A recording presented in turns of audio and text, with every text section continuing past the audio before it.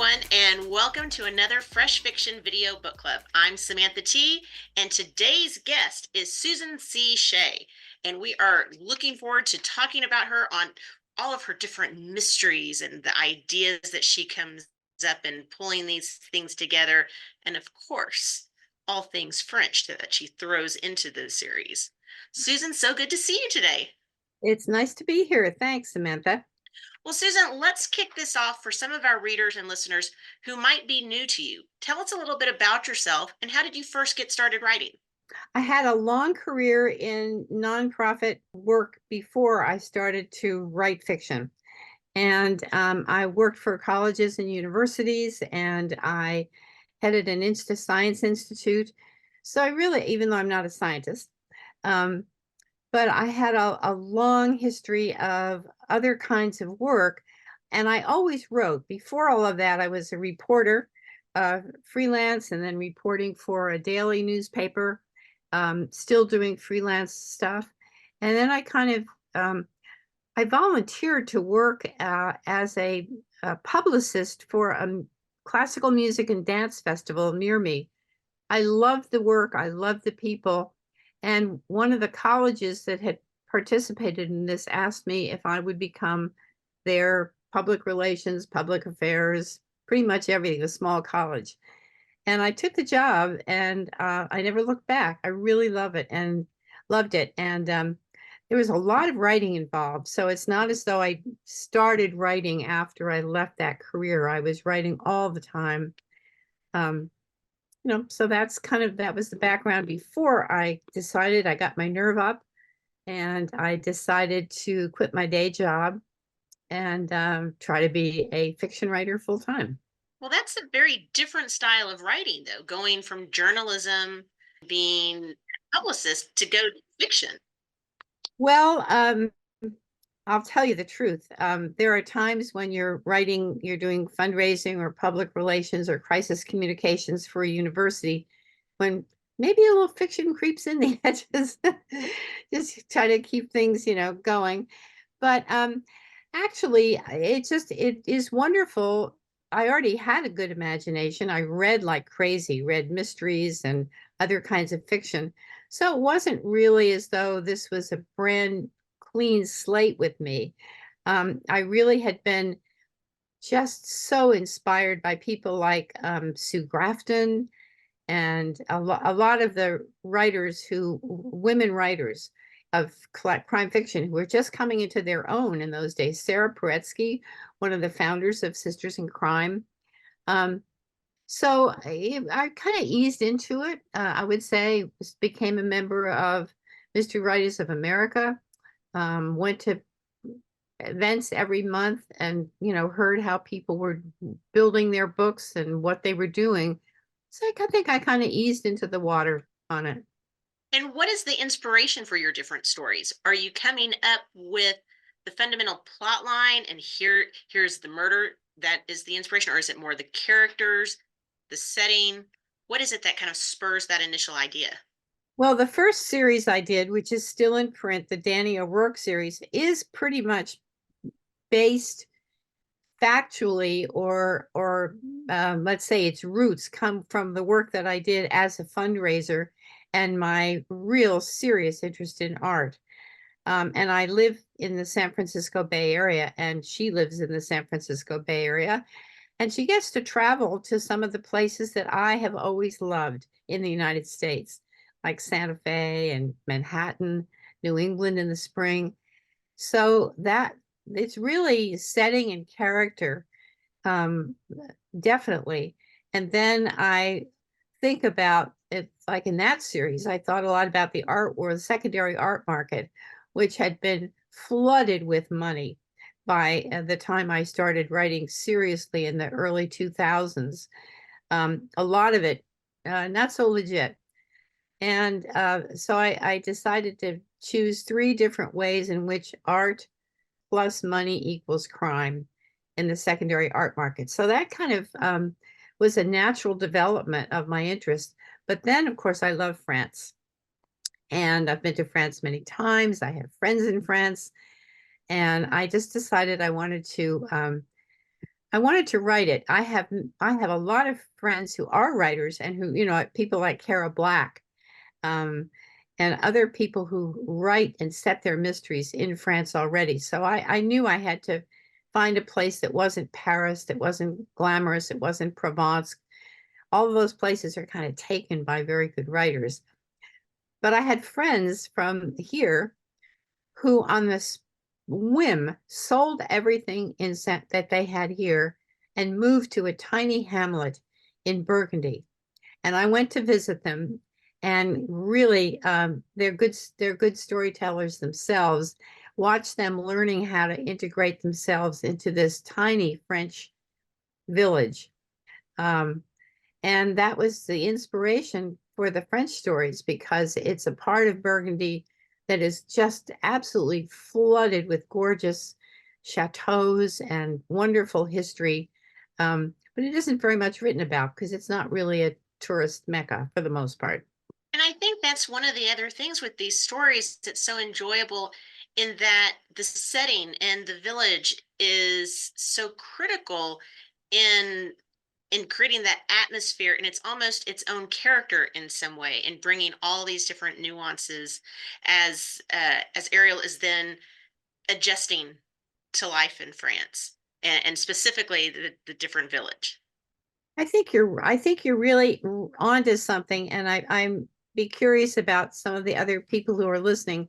I think the setting, the place that a mystery takes place, is really a character and should be. The ones I like the best, in other people's writings, the setting is just integral to the story. It adds tension, it adds color, it creates problems, it solves problems. I really think to me, setting and character kind of lead me to the story, to the plot.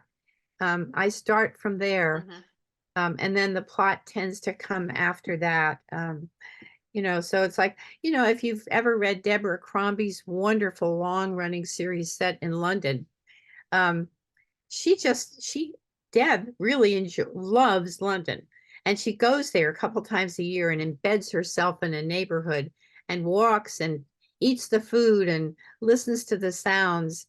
And to her and to me in my own work, um, that setting is just as much as any other character. I mean, it really is just like where it has to be, where it has to take place. Yeah, I mean, Deb's a friend to Fresh Fiction. I mean, we've had her here at different events, and I've sat with her at various things. I've known her now for a number of years. And you're right, I couldn't imagine her books in some ways set anywhere else, because it is so inherent in the characters and the storyline. And again, I think with yours, it's not even just the location, but it's how it brings all these different characters together. So you do have Ariel from the States, you've got other British friends there, and then the locals from the village, where they're bringing their own dash of spice into that and really making such a cohesive picture. Yeah. And their eccentricities, which I learned, I met a lot of French people in my friend's village when they moved there. And I was just delighted. I would hear their stories. That this part of France, it's Burgundy, but it's not the side of Burgundy that has all the vineyards. It's the pastoral side. And a lot of those people are multi-generational farmers. They're not well-to-do at all, and they've had their houses and their land passed down from generation to generation for as much as 150 or 200 years. So they're really attached to their place, and it they have a certain kind of rootedness and a certain kind of taking things for granted, that leads them to be a little eccentric, in the way we don't do that. We don't attach, for the most part, quite so much passionate personal familial history to where we live. And some of these folks really do. And it was a delight to meet them. My French is adequate, not great, but my American friends, or she at any rate, has great French. And so I would pick up the nuances later from her in these conversations, and some of those situations wind up in my books. So do you just keep a journal of those different situations? It's like, okay, this might not work into this story. Oh, it's all ooh, very nice. Yeah, Just file it I away do in take your Word document. photographs though. I have a cell Mhm. phone, and I do take photographs, and the photographs are a wonderful visual reminder of what some of those stories are. And that really helps me a lot, just to remember that it was on this street that I heard this funny comment, or in that cafe that I overheard a conversation. So the photographs work for me, I guess. Do you think that also all those different eccentricities and the stories help in the character development also? Because they are so unique. And one of the other things that I like with just the overall mystery is the tendency to sometimes ignore some of the laws as they are Yeah. going about solving particular mystery at hand. How much of that is where you're pulling in, and is that a natural development, or is it okay? Here's the storyline, and here you're adding to certain characters, or do you keep a character library? Okay, is it filed up in the brain with different pictures, or do you actually keep something written out of, oh, here's where I'm keeping these different character traits straight? You know, because you've talked to a lot of writers, what a pantser is. And I am a pantser. I start writing at the beginning, and somewhere along the line, a character will say something that surprises me that I didn't know they would say. And that may take me down another path. Um, so I won't say the characters lead me totally astray, but I learn things as I'm writing about the characters and about what's going on. I know at the beginning who did it and what they did and why, but I don't know a lot of what's going on, what's going to happen in the middle. I don't know who's going to be where. I don't know who's going to pick up a clue, who's going to miss a clue. Um, I'm not really sure of that stuff. And in Murder and the Missing Dog, I really didn't know when I started the book how significant the dog was going to be to the story. And I have to say, this is not a Wow. crime solving dog. This dog doesn't talk. This dog doesn't bring back clues. This dog is missing. And when I realized that that was going to happen, because I'd written something about this old woman, um, who actually reminded me of a real old woman that I met and knew in the real town that this is set. She did walk around like a wraith with her dog, with her beautiful, and it is, by the way, a French hunting dog. It's quite beautiful. Um, and I'm not saying what the dog's real name is, because got to protect its privacy. But I didn't know at that point, when I started writing about this woman, um, what, if any, role the dog was going to play. And it just kind of happened that, oh, wait a minute, the dog is missing. And that led me to, well, why is the dog missing? Where is the dog? Who's got the dog? So all of that really came about just by following my imagination. See, and that's what I always find so fascinating, especially talking to mystery writers. And so our readers know, because I bring this up a lot. As a reader myself, I find it just blows my mind sometimes with some reader or mystery writers where they're like, I'm a total pantser. I don't know where it's going to go.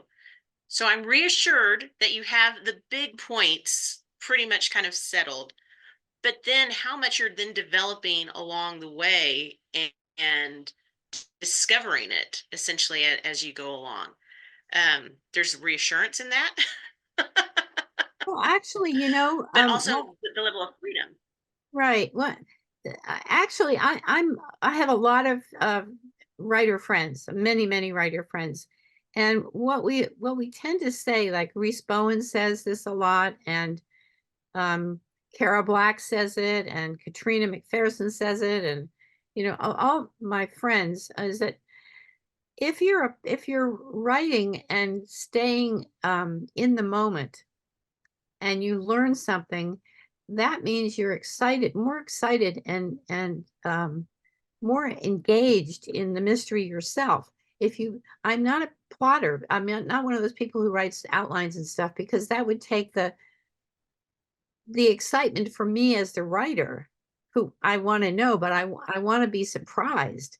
And so that I think that's what works for my writing. Is to say, oh, wait a minute, the dog is missing.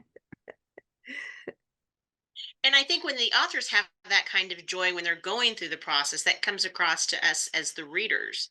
I hope so. But as you're going through that, how many different drafts do you sometimes have to go through to get all of those different pieces in place? It's hard to say because I hate the notion of starting a draft from scratch. So what I'll do is I will work my way through a manuscript. I will know that there are problems with it. I put little asterisks in if I'm not sure that that's the right thing. Then I go back and call up all the asterisks, and then I do make changes. And I'm lucky. I've had good editors through my whole writing career at the publishers. I'm traditionally published, and if they may catch something, and they one of the problems I had with this latest book was I needed to have these women have a lunch together to figure something out. I needed it to happen before something happened at the shop, but then I wanted them to talk about what had happened at the shop. And it was like I was bending time trying to do this. And I realized, I just had to sort of drop that scene and write it from scratch because it was just not working. And then also, I mean, there's so many other points in here about the renovation essentially of the chateau. It's almost a whole other separate storyline. So how much are you having to go back and plug that in? And is there also levels of research involved of people are like, wait a second, is that really what's going on? Or is that how involved it is? Or because I think we all have these visions of, from under the Tuscan sun and it's like, okay, how much is really involved? Because surely this is a piece of cake, right? Oh, Anyone who's done renovation knows that's not the case. I've never done a renovation. And I did know what my friends were doing when they moved to France on their little house. But I had some other people I met through them, some Americans, some Belgian people, and another French American friend I have who was working down in the Camargue on her house. So I did have real people to talk to, but I also did have to do a lot of research. I mean, she had to have in the first book, especially there, she's had in order to get water in order to flush toilets, in order to have lights on. Um, there was a lot of really serious work that had to be done. There were, these beautiful slate tiles on the mansard roof was falling off. So for that, I had to do some real research. Some of it wasn't so glamorous, like how do we replace the septic system in a house that's, a couple hundred years old. In this case, her chateau is not one of the great, gorgeous, beautiful ones that I love in Burgundy, and and actually some of those chateaus were very helpful for me in visiting them and looking at them and writing. But a lot of those were a lot bigger. Ariel Shepherd has a very small chateau, um, and it was in very dilapidated shape when her husband left it to her. Well, I know that it's a journey that I want to continue to see evolving throughout the different books and as to how she's making the different progress. And it's like, okay, where's she at now? Okay, what's going on? It's a whole other Now set of storyline there. Yeah, well, now she can be concentrating more on the inside. The guts are done. And so now she can have the fun of deciding how will I use these rooms? What about this giant place that was for dancing? What about this old hall that has a medieval walk-in fireplace and a balcony above it? What can she do with those? And that's decorating really. And that's kind of fun. That'd be more fun than, electricity and stuff. Yes. How many books are you expecting to have in this series? Not sure yet. I'm really not sure. I have several irons in the fire, so we'll kind of have to see where I've got two so far. And the first one was both of them have been well received critically. And so I will just see what happens. I'm not quite sure. I'm writing a couple different things at the same time right now. So Well, okay, so when writing different things, do you find that you have to have different tricks to get into the right mindset for each story? Or are you able yeah, to keep them fairly separate anyway? I am not good. I don't know whether you know Katrina McPherson and you know Reese Bowen. Reese is writing two series that are long running popular series, and she writes a standalone almost every Mhm. year. I don't know how she does it. She's brilliant. She has a great imagination and she has such a work ethic. It's just unbelievable. And I love her dearly. Um, I would probably I'm what I'm doing now is I'm taking 2 months to write up a different draft of a different story that's been something I've wanted to do for a long time. So I'm just going to race through a draft on that and take a look at it and see how do I want to pursue this one too. I think it's fun. I think it's gonna. This one's got some real humor in it. Awesome. Well, Susan, let's switch over and get a couple of our fresh fiction facts in. These are meant to be some quick, off the top of your head type answers. Sometimes we stump people, but we'll see how it goes. Okay. Okay, first up, who would you most want to be stuck in an elevator with? Let me think. Well, Reese is a very close friend, so of course being stuck with Reese would be great. Deb Crombie would be wonderful to be in an elevator with. These are people I know. Katrina McPherson would be making a big joke out of it, and she's hilarious, so that would be lovely. Um, so you know, I'm lucky. A lot of these writers are friends of mine. So I'd like to be stuck in the elevator with a friend. What is your favorite writing fuel? Probably sugar. I like I I know I would drink coffee in the morning. I'll have tea at night, but I must say cookies and ice cream and stuff like that. If I want to give myself a reward for having finished a scene and I'm very happy and excited, then I will go down and get a chocolate chip cookie. Why not? What luxury item can you not live without? That's a really good question. What luxury item? I don't have a lot of luxury items in my house. Maybe it's fresh. Well, that isn't a luxury though. I'm trying to think of what's a luxury I can't live without. I'm going to be sound really corny when I say this. A luxury to me is a good friend, and I'm lucky to have a handful of really, really good dear friends. And being able to talk with them, see them, or just email back and forth, and know that they're as ready to support me as I am to support them. I think that's probably the big luxury for me. I love that. And you're right. I mean, being able to appreciate the time with friends, if they're near or far, uh, I think I think over the last several years, a lot of us come to appreciate that a lot more. I think Of so. take that time, it's not always there. I think so. Mm, great answer.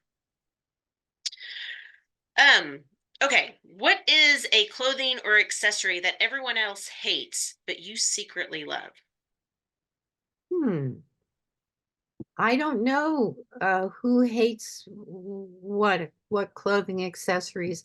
I love scarves. So maybe if people feel choked up by scarves, I love them. I have a million of them. And I rarely go out without them.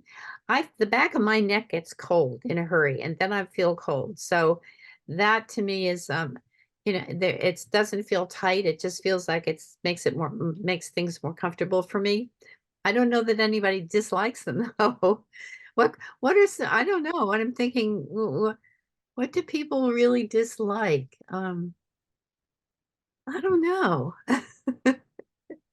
Well, we could go with the scarf because I know some people never want to wear them. I'm like you, I have a whole collection of them that definitely pull out and all different types of uh, designs and colors, and so we can go with that. Okay. Okay, other than books, what is something that you own a ridiculous amount of? Since I can tell you've got a few books in the background. Yeah, that's even part of them. Um, I have a lot of plants. I am a real Oh, gardener. And so I have at the moment, my garden is just full to bursting of things like roses, and I have a mini meadow um, that I've oh, planted this year for the first time. So I all of those flowers. I really and I so I have garden tools as well, but that's really a major a hobby distraction from writing, excuse for not writing is my garden. So I have an unseemly amount of planting. love that. We're still at the beginning of the season here. Uh, So it's trying to figure out, okay, what plants am I going to focus on this year with those yeah. ones that tend to cycle through. And it's like, okay, let's get them all established. And that way Right, they'll look fantastic in a couple months. right. Well, it's we've had a very cool spring, very cool here in Northern California. And just the other day, it rained so hard it knocked the barn swallows' nests from under my deck. It was really sad, and we had hail. So, but now it's like 80 degrees outside, and everything is just blooming and perfectly happy. Yep, I had to go out and water before book club. It's in that I in watered between too. stage I of, okay, did do I too. actually have to water? I did. My priorities, gotta go do that. Yeah, absolutely. Okay, what is your most dog-eared copy of a book? The one that you just constantly go back to? I'm trying to think.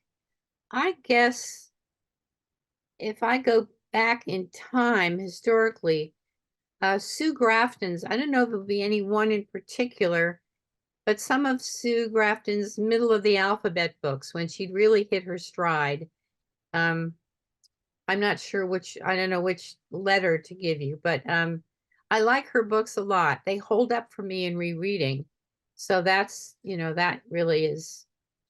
Um, and a Mhm. funny thing, I write mysteries, and I think Daphne du Maurier kind of was great at writing suspense, domestic suspense. And so I'll look at that book sometimes and say, how did she do that?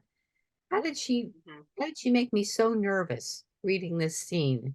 I'd like to, I'd like to capture some of that way that she could build tension. So I do go back and look at her books. All right, you've been kidnapped, but 2 hours later, you're returned because you cannot stop talking about what? My cats. I have two cats. I'm I'm a I'm an old cat lady. I have to say that's the way it's. And I love. By the way, I love dogs too, but cats are so much easier. So I have two cats, one of whom is elderly and not Yes. in great shape anymore, and the other one I adopted, who is a tripod. She only has three legs, and she's absolutely adorable. She does not know that she is in any way other abled, let's say. So I post cat pictures, and I would probably, if I were kidnapped, I would bore my kidnappers to death by showing them pictures of my darling cats, who are both orange female tabbies. Love that. And definitely cats, kind of high maintenance in a way, just from an attitude standpoint sometimes, but definitely easier some days than dogs. Well, on a cold, wet, rainy night in the December, it's nicer to have cats who can use the litter box inside than it would be to put on all that paraphernalia and take a dog for a walk. I really do love dogs. I was listening to your section before, and I mean I really love golden retrievers. I don't care that they're not smart. They're so sweet. I love them to death. I had a friend who had two gorgeous regal French poodles standards, and I love them too. And another writer, I don't know, James Latoile, I don't know if you know him. he and his wife have corgis, and they are so adorable. I can't believe it. So I love them all, but maybe I'm lazy. I don't know. There's nothing like the cat just curled up with you and purring in your ear. The Right. dogs don't do that. So No, they lick can't you. trade They that. lick your face, and I don't like that.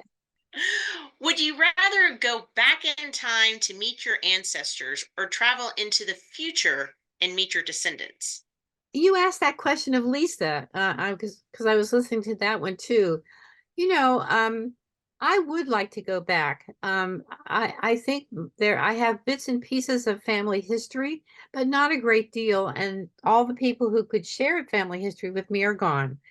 And I would love to know more about my Irish ancestors um, who came here, and I have German ancestors too. And I think they probably all came over in the mid 19th century. And some of them did very well, and some of them probably didn't. But I'd like to know more about them. Okay, if it was real, would you rather meet a ghost or an alien? Could I just slam my door, both of them? No. Um, I would probably. I don't think an alien. I don't know enough about alien. I think it would probably have to be a ghost. I almost thought that I saw the ghost of my mother once. Um, about 6 weeks after she died, I woke up. Um, my husband was sleeping next to me. I woke up and there was a white mist in the other corner of the bedroom. And I thought I didn't hear my mother speak, and it didn't look like my mother, but I had an understanding that she was saying that everything was okay. I have no Mhm. idea where that came from. But it didn't, it scared me at the time, but I thought, oh, maybe, So I think maybe I'd go with the ghost. Okay. Okay, I'm going to put you a little bit on the spot, I feel, with this next question because you are friends with so many different writers and read their works also. But is there a particular writer, and we can even qualify it other than your friends, okay? But is there an author who you just have to read all of their work? Anything new that comes out, go out, make sure you read all of their backlist. Who is that must read author for you? Well, there's probably one or two, but one is Mick Herron. His Slough House mysteries are absolutely fantastic. And even though I don't usually like television that's made out of books, I think, in fact, this series that was made from his book, The Slough House Mysteries, is fantastic. It's exactly like the books, and I love the books. I have the whole set, and I will only let myself read one every month or so. So I still have two left to go because I love them so much. And I know he's finished with them, finished writing them. So that's one. And I would just also, Jackie Winspear is just publishing the last of the Maisie Dobbs books. And I really enjoyed those books so, so much. And she is a lovely person. I know her. We both, I know her, I know her pretty well. I may see her very soon, as a matter of fact. But I can't wait to read that book. I just can't wait. And I love that you're only letting yourself read them sometimes once a month or wait so that you can savor it. I've got series like that too where I'm like, I don't need to finish it immediately. It can take me a while, and some of the readers can attest on how long it's taking me to go through some series because I'm listening to them on audio. But that's okay because I know it's like my comfort. I know that I have that next one ready, and I'm not You're looking at right. that instant end anytime soon. That's right. That's exactly right. Well, Susan, what is the best way for our readers and listeners to keep up with you and find out about what's coming next? Well, I have a face I have two Facebook pages, but one is author, Susan C. Shea author, and I do post things there. I'm doing a couple of events. Gee, tomorrow I'm driving up to Davis, California to do a live event with Claire Booth. I don't know if she's ever been on your show, but she writes a mystery series that's terrific about a cop. And then on Saturday, I'm doing another live event at Book Passage in Corte Madera here in Marin County with Terry Shames. who has a long-running series about a Texas cop and has just jumped off the deep end of the diving board with a brand new series. So you can see things about those events and other events on my Facebook page for writers, which is Susan C. Shea author. I also have an Instagram page that I need to do better at when I figure out how to do it better.